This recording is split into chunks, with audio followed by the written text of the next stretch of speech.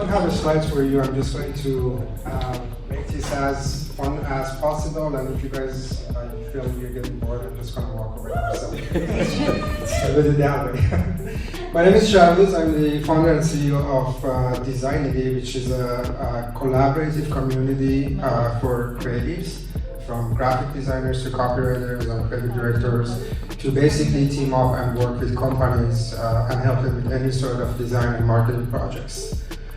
We are actually integrating NFT to our ecosystem so that creative freelancers can gain NFT as they complete projects, and they basically can use that NFT as a verification when they go on the market to apply for a job. They could use their NFT to show their experience and their status rather than the traditional way of resumes and portfolio. So that's about me, but before I talk about NFT for creative freelancers, I wanted to talk about NFT for human beings, because I wanted to establish the urgency before we get there. So last year I was actually at VCon around this time in Minneapolis. Anybody was at VCon last year?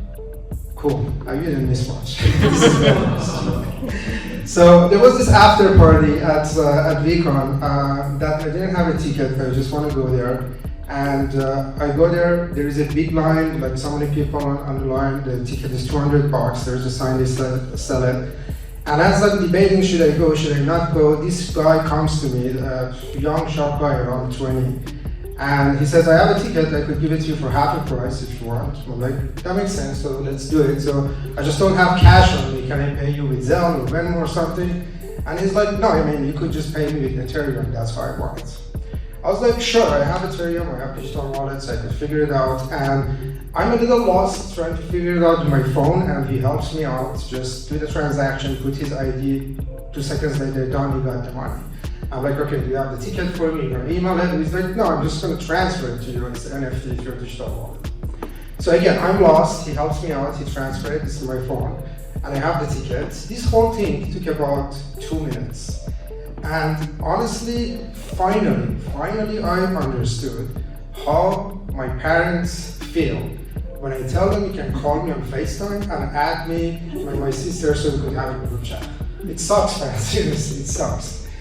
And I'm 37 years old, like running an online platform, and this guy was like maybe 10, 15 years younger than me, but the gap between us is just massive. And that's one of the reasons I'm scared to have kids, to be honest. I just don't know what's gonna happen between me and my kids, it's just scary. So the reality is, like 20 years from now, with all these technologies, AI and so on, so there is going to be a lot to catch up, to be honest. And specifically, I wanted to talk about NFT for creative freelancers, because I think creative freelancers are the best to take advantage of the situation right now. Here's the reason for it. The first thing when it comes to NFT is the digital art, right? That's the first thing that we act and we interact with.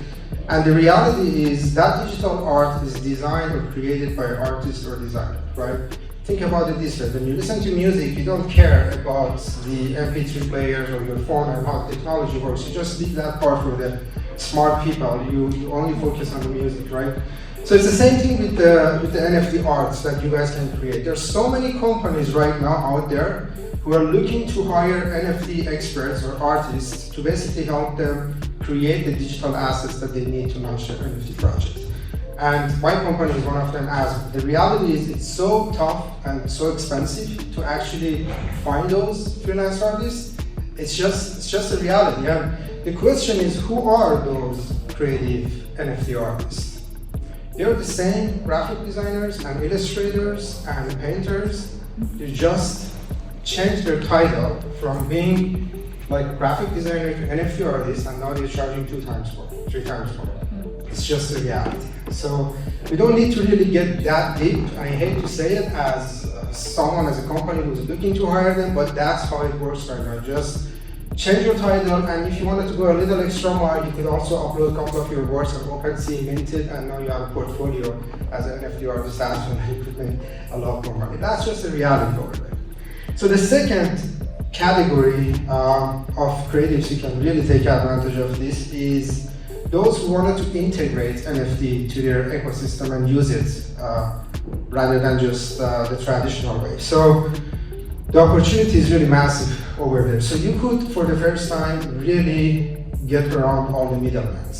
You don't need publishers, you don't need a gallery, you don't need record labels, and so on. And if you're a painter or graphic artist, you could easily sell your product directly to consumers instead of just going to galleries and give them like 30-40% of your work.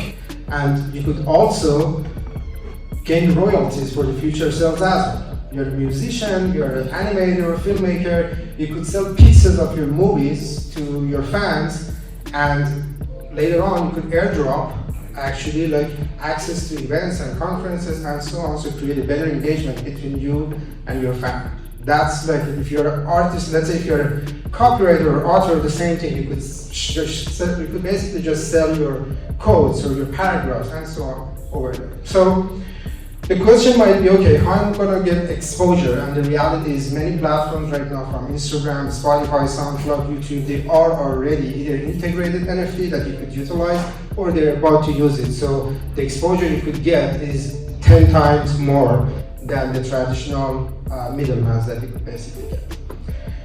The last category, and by the way, I've seen artists, to be honest, and I hate to say this on the stage, who literally ate beans the night before and they fart and they record the noise of their fart. In some cases, even they smell, they sell it to their fans.